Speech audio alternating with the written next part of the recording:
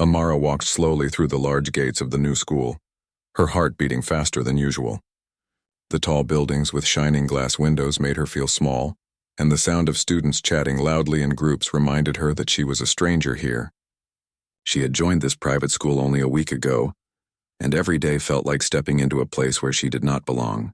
The children wore polished shoes, branded jackets, and spoke with the kind of confidence that came from growing up in wealthy families. Amara, in her simple uniform and worn-out backpack, knew she looked different, and she could already feel the curious eyes on her. She kept her gaze low, holding her books tightly against her chest. She didn't mind being quiet, but she hoped to at least find one person who would talk to her kindly. So far, that had not happened. Most of her classmates either ignored her or gave her looks filled with amusement, as if she was part of some joke they all understood except her. Amara pretended not to notice, but inside she felt the sting of rejection. She reminded herself of her grandmother's words. Walk with dignity no matter how others treat you. Your value is not for them to decide. Those words were her shield, but sometimes even shields felt heavy.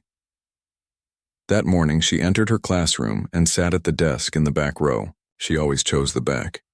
Not because she was afraid, but because it gave her space to watch quietly without being forced into unwanted attention. As the teacher prepared notes on the board, Amara opened her book and started writing carefully. But soon the whispers began. She could hear giggles from the row in front of her. 3 students, 2 girls and a boy, kept turning their heads, glancing at her and laughing under their breath. One of them pointed at her old backpack, its straps slightly frayed, and whispered something that made the others burst into laughter. Amara's cheeks warmed, but she kept her eyes on the page. She knew they were talking about her, but she refused to give them the reaction they wanted. During break time, the same group of students followed her to the courtyard. She took out the sandwich her grandmother had packed for her and began eating quietly. The boy sneered, "Wow, look at her lunch. Who even eats that here?" One of the girls added, "Maybe that's all she can afford." Poor thing. They laughed again, louder this time, making sure others heard. A few nearby students giggled along. Though some looked uncomfortable, Amara continued chewing her food, keeping her head high. She told herself she would not waste her voice on answering cruelty. Still, her heart hurt. All she wanted was to study, to live peacefully, but it seemed her silence made her a bigger target. When the bell rang for the next class, she hurried back to her seat. The teacher handed out worksheets and Amara focused on solving the questions. Mathematics had always been her strength, and she quickly found herself absorbed in the problems. But her concentration was broken when the same boy leaned toward her desk and whispered, "Why do you even come to this school? You don't fit here." His words were sharp, but Amara kept her lips pressed together. She finished the worksheet, walked to the teacher's desk, and handed it in with quiet confidence. The teacher glanced at her paper and raised her eyebrows. "Excellent work, Amara," she said with a smile. The boy looked annoyed, but Amara didn't turn back. For a moment she felt a little spark of pride. The day went on, and so did the quiet battles. In the hallway, students brushed past her without apology. In the cafeteria, she often sat alone, pretending to read while eating quickly. She didn't want anyone to see the loneliness in her eyes. At home, though, she found comfort. Her grandmother welcomed her with warm hugs and gentle words. "How was school today?" she would ask, and Amara always answered with the same smile. "It was fine, Grandma." She never told her about the bullies. She didn't want to cause worry. Instead, she poured her emotions into her diary, filling page after page with her thoughts. She wrote about wanting to belong, about how laughter could sometimes cut deeper than knives, and about her wish to prove herself without changing who she was. One Friday afternoon, the school organized a small gathering in the gym. Students sat in rows while the principal spoke about discipline, kindness, and respect. Amara listened carefully, almost smiling at the irony of it all. The same students who were being praised for good behavior were the ones who mocked her the most. She thought about raising her hand, about telling the truth, but she stayed silent. She knew that words spoken without proof could be turned against her. Instead, she promised herself she would show her strength in another way, a quieter but more powerful way. After the assembly, she walked outside and waited for her bus. Most of the other students were picked up by shiny black cars or sleek SUVs driven by uniformed chauffeurs. Amara stood at the edge of the sidewalk, holding her backpack tightly. A group of girls walked past her, laughing about their plans for the weekend. One of them glanced at Amara and smirked, whispering something that made the others burst into giggles. Amara's chest tightened, but again she kept her composure. She remembered what her grandmother had said. Do not let them decide who you are. They only see the surface. One day they will learn. Amara didn't know when that day would come, but she held on to the hope that it would. That night, she lay awake in her room, staring at the ceiling. The voices of her classmates echoed in her mind. The laughter, the whispers, the cruel jokes, they all tried to drown her spirit. But then she thought about her mother, a woman she barely remembered but who had been known for her strength and brilliance. Amara's grandmother often told her stories about her mother's courage, how she had faced challenges with grace and intelligence. Amara wanted to be like her. She wanted to carry her legacy forward, even if no one at school saw it yet. With that thought, she finally closed her eyes and drifted into sleep, dreaming of a day when the laughter of bullies would no longer have power over her. The next morning, Amara prepared for school again. She looked in the mirror, brushing her hair neatly and straightening her uniform. She whispered softly to her reflection, "I am enough." Those words gave her strength as she stepped out of her house. She knew the day ahead might be filled with the same mocking smiles and harsh whispers, but she also knew she had something they could never take away: her dignity. She walked out the door with calm determination, ready to face another day, not knowing that her life was about to change in ways that would silence her bullies forever. The following week began with the same heavy feeling for Amara. She walked into the school building carrying her books close to her chest.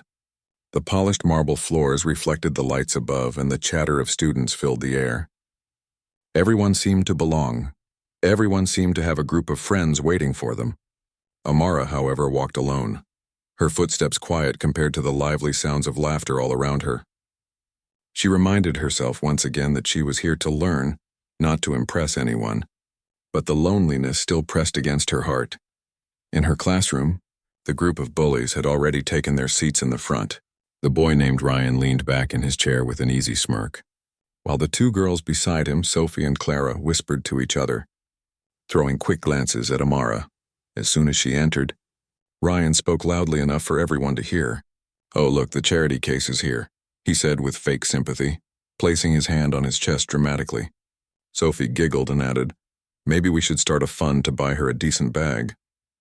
Clara pretended to dig through her wallet, saying, "I've got $1. Anyone else want to donate?" The laughter that followed echoed around the room. Amara felt the heat rise to her cheeks, but she walked silently to her seat at the back, refusing to respond. The teacher came in soon after, and the class began. For a while, Amara found relief in her books. Numbers, words, and lessons made sense. They were predictable and never cruel. But even in the middle of lessons, she could feel the stares of her classmates, the silent judgments that hovered around her like shadows. When the bell rang for lunch, she hesitated, knowing the cafeteria would be another test of her patience. Still, she walked steadily, telling herself she would get through it. The cafeteria was a large, bright room filled with long tables and the smell of food. Students gathered in groups, laughing, talking, and sharing their meals. Amara picked up her tray quietly and looked for a place to sit.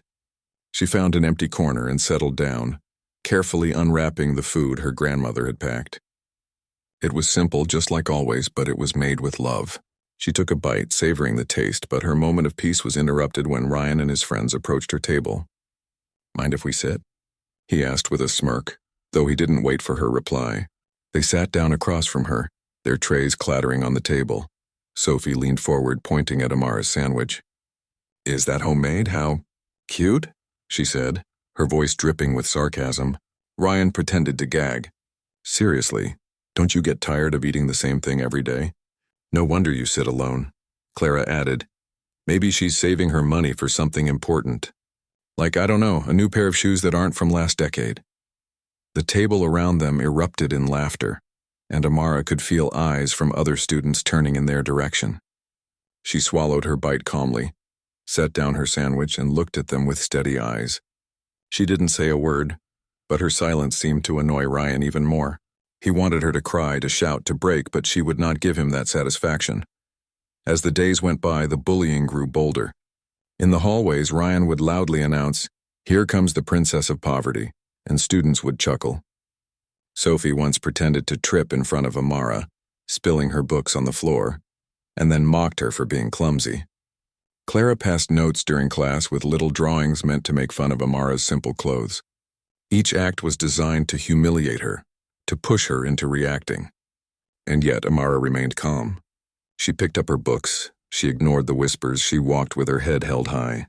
Inside, however, the weight of their cruelty was heavy, and at night she often found herself writing longer entries in her diary, her pen moving with quiet determination. "I will not let them break me," she wrote. "I am more than their laughter." Not everyone in the school joined in the bullying. A few students noticed Amara's quiet strength and began to feel guilty for not standing up for her. A girl named Lily, who often sat near Amara in class, admired how she handled herself. She wanted to speak up, but fear of becoming the next target kept her silent. Sometimes she would give Amara a small smile, a silent gesture of support, and Amara would nod back gratefully.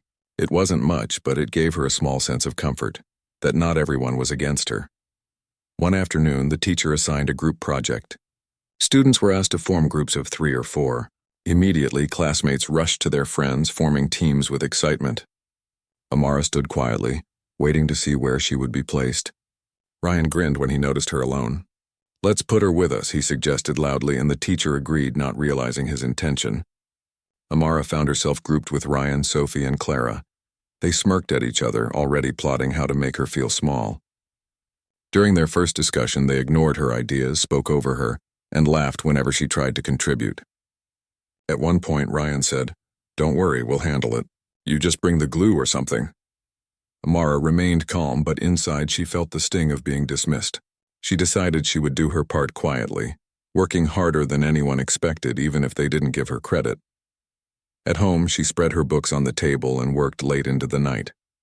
She researched, wrote notes, and prepared materials for the project, determined to give her best effort.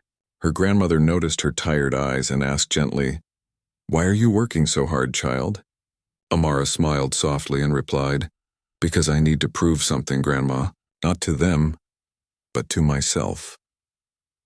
Her grandmother placed a gentle hand on her shoulder and said, "Remember, you don't need to prove your worth. You already have it. But if you want to show them what you're capable of, then do it with grace." Those words gave Amara strength, and she poured her heart into the project. The next day, when the group presented, Ryan and his friends tried to take control, but it was Amara's research and preparation that made the presentation strong. The teacher noticed and praised the group, giving them high marks. Ryan looked annoyed, Sophie rolled her eyes, and Clara muttered under her breath. But Amara stood quietly, knowing that her effort had spoken for itself. She didn't need to boast. The results were clear. A few classmates began whispering, realizing that the girl they mocked had more talent and discipline than they had ever given her credit for. Even though the bullying didn't stop right away, something had shifted. The bullies were frustrated that their jokes no longer seemed to have the same effect. Amara's calmness, her quiet strength, was beginning to draw respect from some students. They still laughed, they still whispered, but deep down a seed of doubt was planted. Perhaps they had misjudged her. Perhaps the girl they thought was weak was stronger than all of them. That week ended with Amara walking out of school under the soft glow of the afternoon sun. She felt tired but also proud. She had endured another storm, and though the waves of cruelty kept crashing, she remained standing. She didn't know what the future held, but she believed that one day, the truth about who she really was would come out. And when it did, the laughter of her bullies would turn into silence. For now she walked with her books held close, her head high and her heart steady, ready for whatever came next. The days grew heavier for Amara as the whispers and laughter followed her everywhere she went. She had learned to ignore most of it, but sometimes the cruelty found a way to slip through her defenses. She often wondered why people found joy in hurting others, why kindness seemed harder than mockery. Still, she pressed on, walking through the hallways with the same quiet dignity. She had no idea that everything was about to change, that the moment the bullies had been waiting for, her breaking point, would instead become their greatest lesson. It was the morning of the school's cultural showcase, an annual event where students were allowed to perform, present projects, or display talents. The gymnasium was decorated with banners and colorful lights, and the entire school buzzed with excitement. Parents and teachers were expected to attend, making it one of the most important events of the year. Amara wasn't planning to perform. She preferred to watch from the background, away from the spotlight. She sat quietly in the corner, her notebook in her lap, waiting for the program to begin. But Ryan and his friends had other plans. The bullies had been whispering for days, planning a way to embarrass Amara in front of the entire school. They thought if they could humiliate her publicly, she would finally crumble. Ryan smirked as he spotted her sitting alone. "Today's the day," he whispered to Sophie and Clara. They laughed and nodded, eager to see her embarrassed. They didn't know that their plan would turn against them in a way they could never imagine. When the program started, students performed dances, songs, and skits. Parents clapped proudly, and teachers smiled with encouragement. Amara watched quietly, admiring the courage of those who stood on stage. Halfway through the event, Ryan stepped onto the stage with Sophie and Clara. They had signed up to perform a short skit, but instead of entertaining the audience, they had hidden a cruel twist in their act. The skit was about different types of students in school. At first, the audience laughed as they exaggerated the roles of the talkative class clown and the overachieving nerd. But then Sophie said loudly, "And now the poor little loner who doesn't belong." Clara walked onto the stage with her hair tied back like Amara's and carried a worn-out bag, pretending to be her. She exaggeratedly stumbled, dropped her books, and spoke in a fake timid voice. "Oh, please don't laugh at me," Clara whined. And the audience chuckled, not realizing who they were mocking. Ryan added, "This one eats sad little sandwiches and sits alone because no one wants to be her friend." Sophie laughed and mimicked sitting at a corner table. The crowd's laughter grew louder.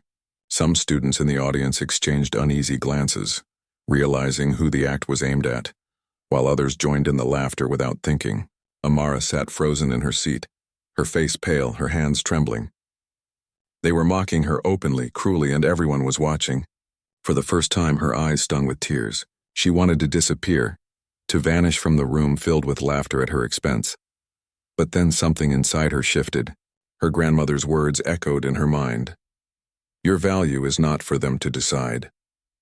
She realized that if she let their mockery define her, she would always remain their victim. Slowly, she stood up, her chair scraping against the floor. The laughter around her dimmed slightly as students noticed her moving toward the stage. Ryan, Sophie, and Clara looked surprised but smirked, expecting her to lash out or run away crying. Instead, Amara walked calmly to the edge of the stage and waited for them to finish. When the laughter died down, she spoke in a steady voice that carried across the gym. "Is that really all you see?" she asked, her eyes scanning the audience. "Do you only see what's on the outside?" The room grew quiet. Her voice wasn't loud, but it was clear and filled with strength. "You laugh because you think I am less," she continued. "But you know nothing about me. You don't know my story. You don't know what I carry. And maybe that's why your laughter doesn't break me. It only shows me who you really are." The silence that followed was heavy, almost uncomfortable. Parents exchanged looks, and some students shifted in their seats, realizing how cruel the skit had been. The principal stood up slowly, her expression stern. But before she could speak, something else happened that no one expected. As Amara walked away from the stage, a tall man in a black suit entered the gym. His presence was commanding, and whispers spread quickly among the students. He walked directly to Amara and gently placed a hand on her shoulder. "Are you ready to go, miss?" he asked respectfully. The crowd gasped. Ryan's smirk faded, replaced by confusion. Who was this man addressing Amara as if she were someone important? Before anyone could speak, the man guided her out of the gym, and through the open doors, everyone caught a glimpse of a sleek luxury car parked outside, with another driver waiting. The bullies froze, their laughter stuck in their throats. The entire school buzzed with questions. Who exactly was Amara? The rest of the showcase went on, but the energy had shifted. Students whispered in the hallways, parents exchanged curious glances, and teachers kept looking toward the door where Amara had left. Ryan, Sophie, and Clara sat stiffly, realizing their plan to humiliate her had backfired. Instead of making her look weak, they had only drawn attention to the fact that she was someone far more significant than they ever imagined. For the first time, fear flickered in their eyes. That evening, Amara sat quietly in the back seat of the luxury car, her diary on her lap. The man who had escorted her was not just anyone. He was one of her family's staff members tasked with ensuring her safety. She sighed softly, knowing that the truth about her life was beginning to surface. She had wanted to remain unnoticed, to live as simply as possible, but now the secret could no longer be hidden. Her classmates would soon learn who she really was, and the laughter that haunted her days would turn into silence. At home, her grandmother looked at her with gentle eyes. "Are you ready for what comes next, Amara?" she asked softly. Amara nodded slowly. "I think it's time, Grandma. They need to know that being quiet doesn't mean being weak, and they need to learn that wealth doesn't give anyone the right to hurt others." Her grandmother smiled proudly, pulling her into a hug. "You have your mother's strength," she whispered. "And soon they will see it too." Amara went to bed that night with a mix of emotions, fear, relief, and determination. She knew the next day at school would be different. She didn't know if students would treat her with respect or with jealousy, but one thing was certain: the days of silent bullying were ending. The truth about her life was about to come out, and the bullies who once laughed so easily would soon be the ones struggling to find their voices. The next morning, the school felt different. The whispers began the moment Amara stepped through the gates.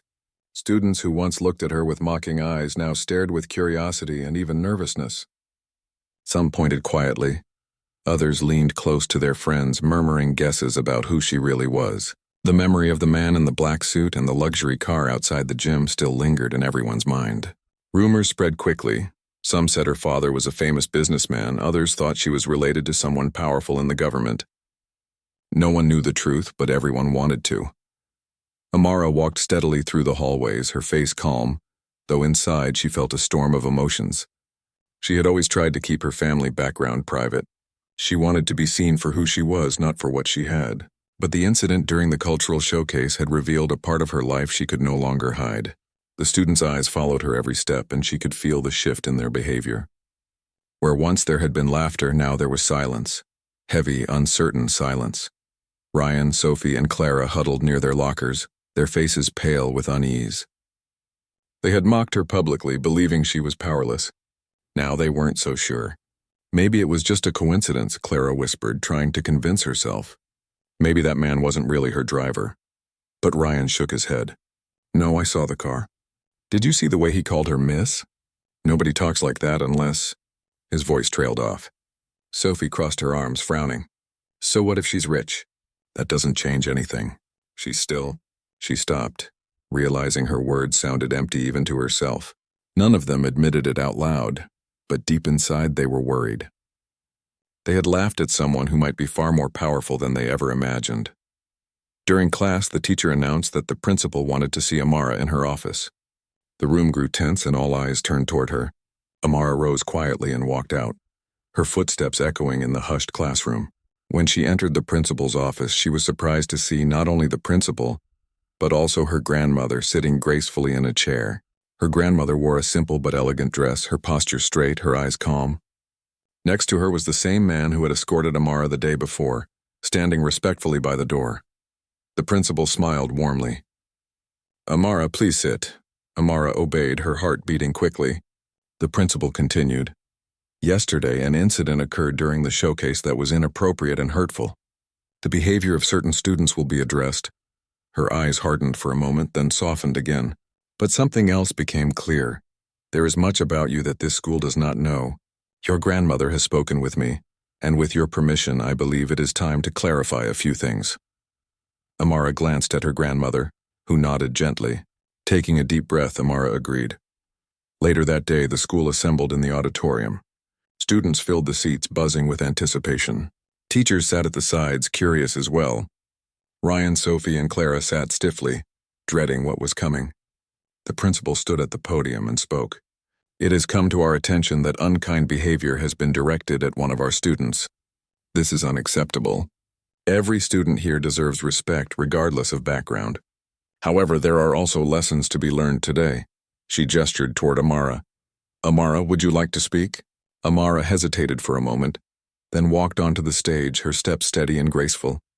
She looked out at the sea of faces, some guilty, some curious, some supportive. She spoke softly, but her voice carried through the hall. Most of you only saw me as the quiet girl in the back.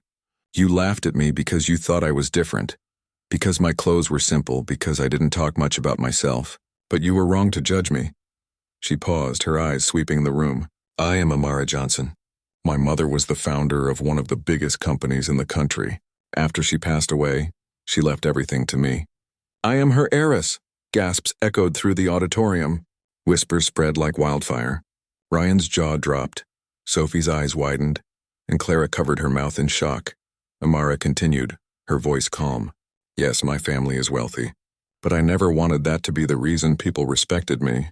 I wanted to be seen for my character, not my fortune. And when you laughed at me, when you mocked me, it hurt, but it also showed me the truth. Respect based on money is not real respect. Respect should come from kindness, from understanding, from treating others as equals. The room fell silent.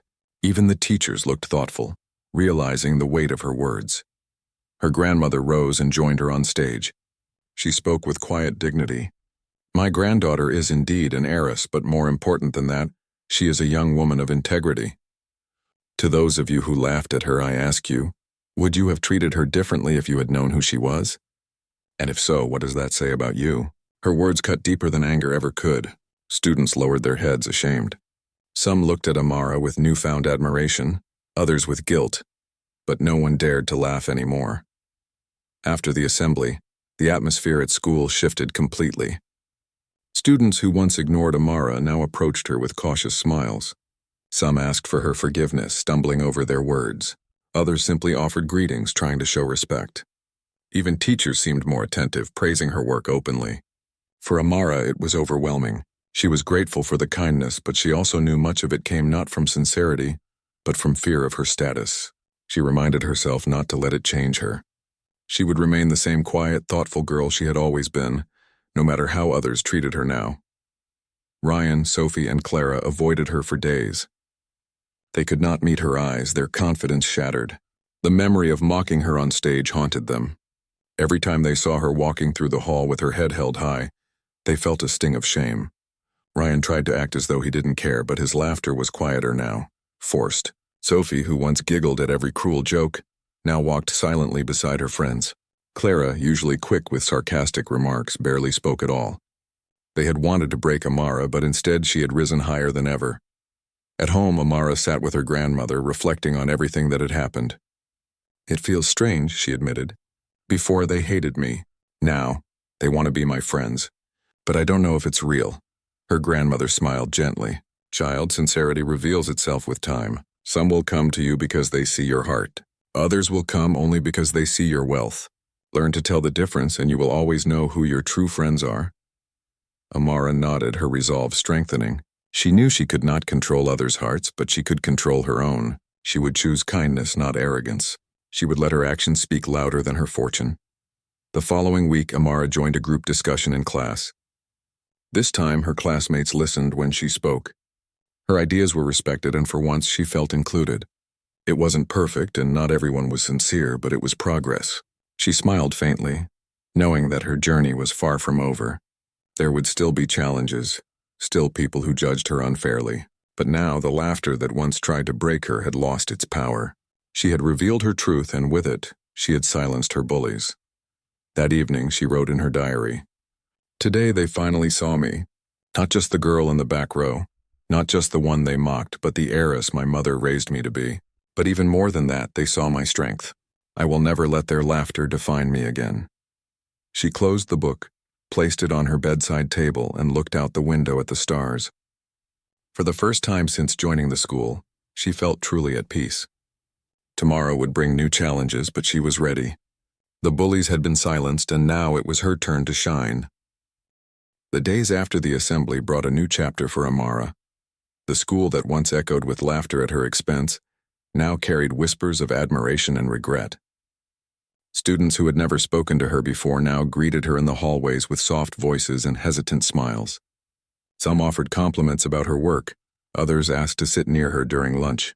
It was a strange change, and though Amara accepted their gestures politely, she kept her guard. She knew that respect given out of fear or curiosity was not the same as true friendship.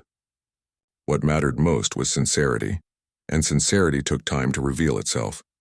Ryan, Sophie, and Clara had become unusually quiet. They no longer strutted through the hallways with pride, no longer laughed loudly to draw attention.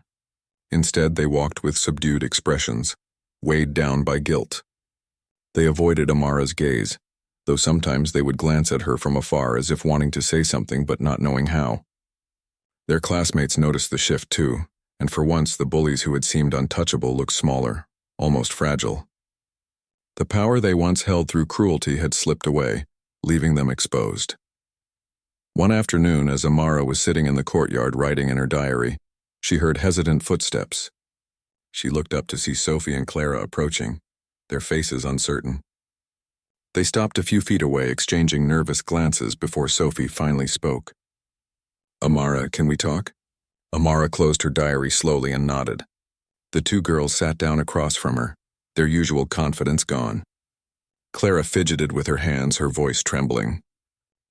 We're sorry. For everything. The jokes, the laughter, the way we treated you, it wasn't right." Sophie added quickly. "We thought it was funny at the time, but it was cruel.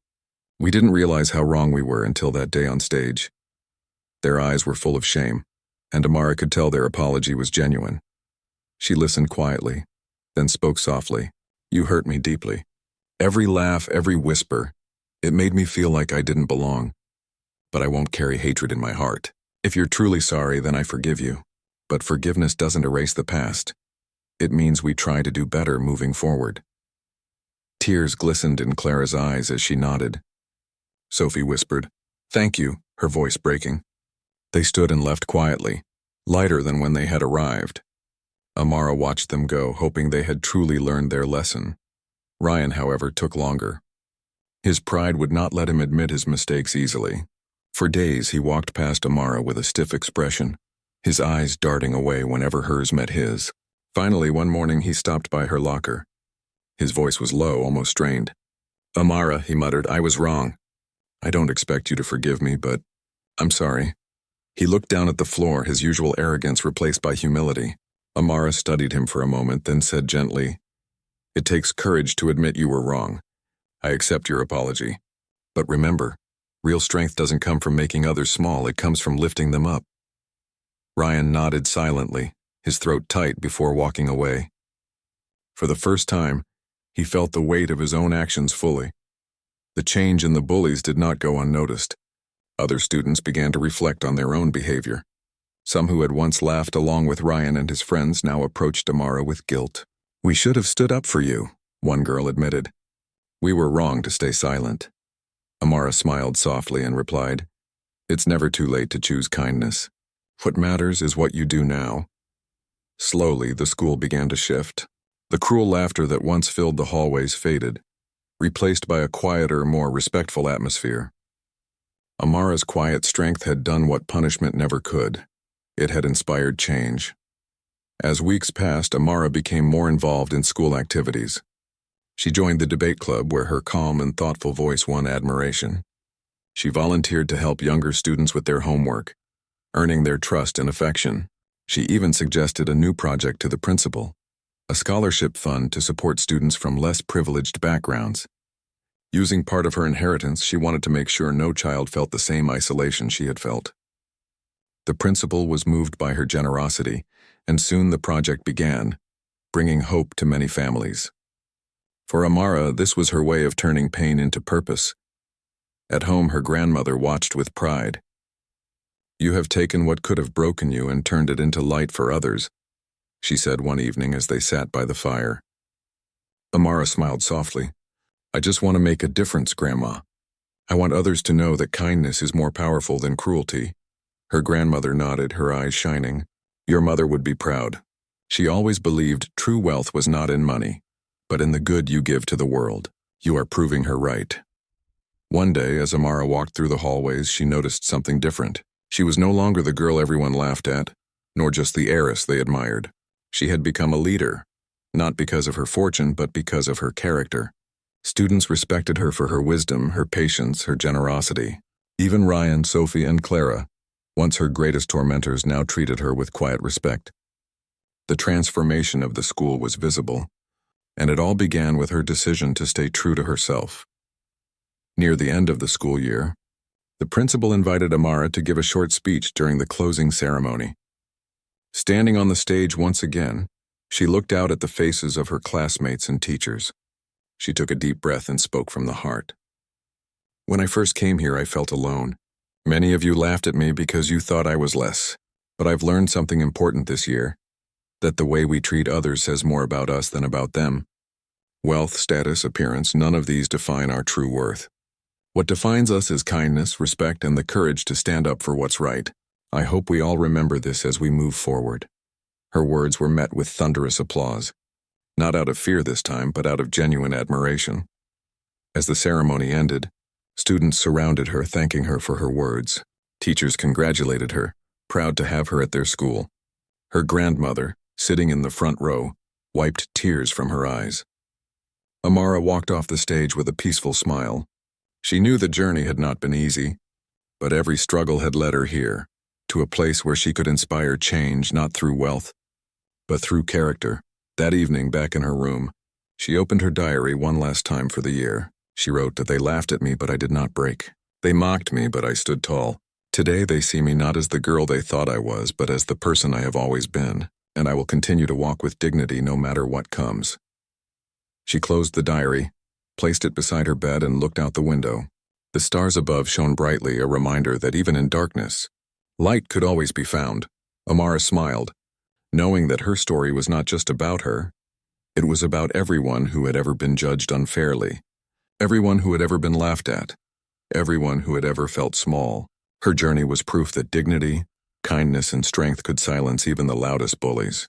And with that thought, she drifted into sleep, ready to face a brighter tomorrow.